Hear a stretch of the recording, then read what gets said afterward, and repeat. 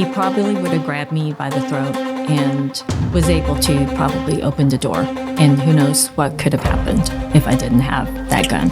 Here I am living and wondering what would have happened instead of being 6 foot under, right? So before something like that happened, you don't really think something like that would happen, especially thinking I was prepared with a gun in my purse. I mean, it could happen within 2 minutes.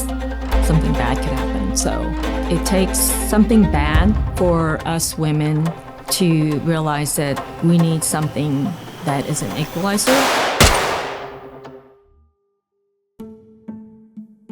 Actually, if I go way back, the first time I shot a handgun was with my uncle. He loved history of guns and going to gun shows. And when I was 14, I was visiting him and all of my aunts, my family in Texas. And we stayed a whole summer, and he took me to the gun range, and he threw Dr. Pepper can out there, and it was a Colt 45, but he gave me 1 round, and he said, if you can handle it, I'll give you some more. So I did that first round.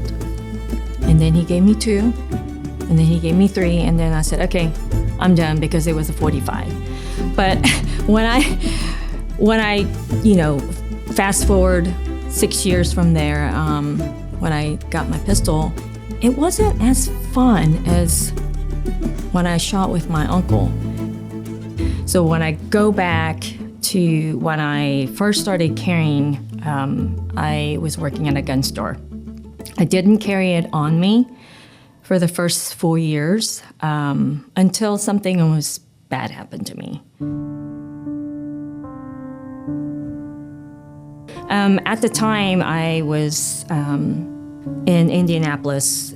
At the time, my boyfriend and I worked for a gun store here in Tulsa, and we did gun shows on the side. And when we were traveling, I always had it in my purse. And I remember every time we got in the vehicle, he would tell me, I do have a gun in the middle of the console if you need it. So I think that kind of ingrained into my brain when it was after the gun show. It was at dusk. I don't recall exactly what month it was, but I know that it was a little warm. He went in to pay for fuel, but I saw this guy in a hoodie, and I'm thinking to myself, why is he in a hoodie? So I was in the passenger side. I had my windows rolled down just a little bit.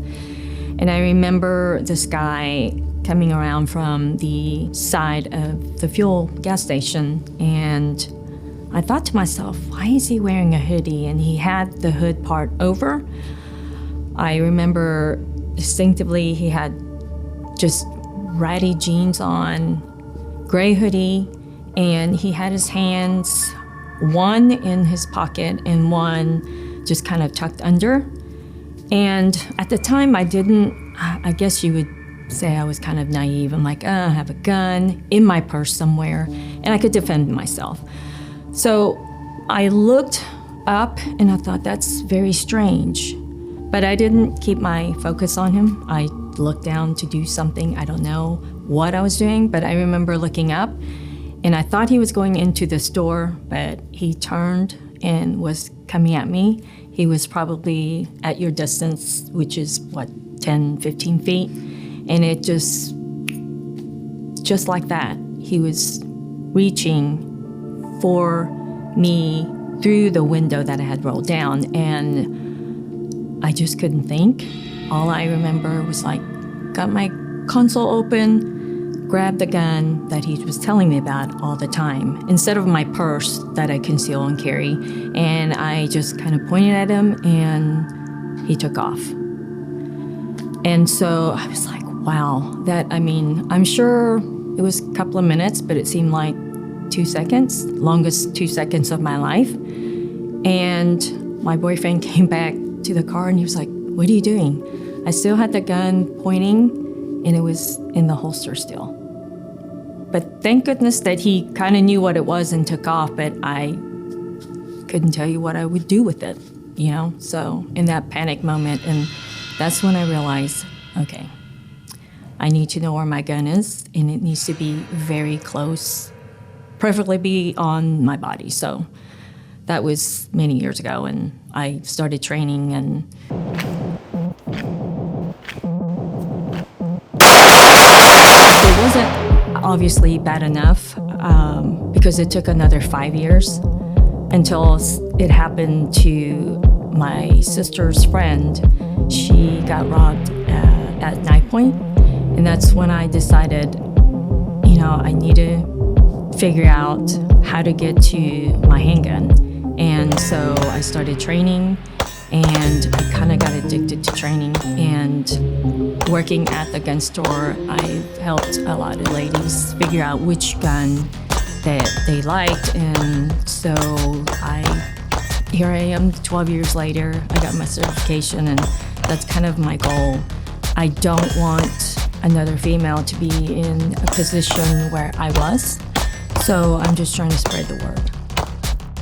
The salon that I have, it's in a rural, small town area, and so I run into, majority of my clients are female, like 95%.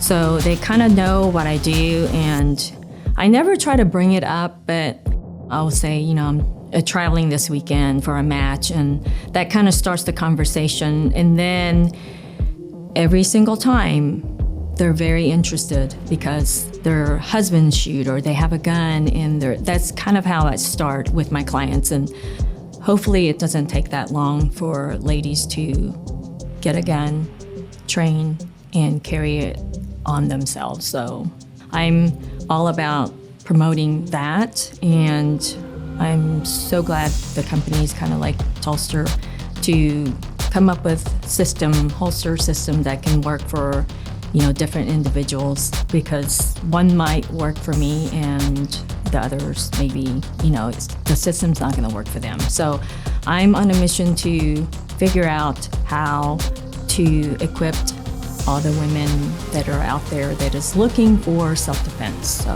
that's kind of my mission. And I think that's kind of your mission to carry with confidence is exactly what I'm trying to do.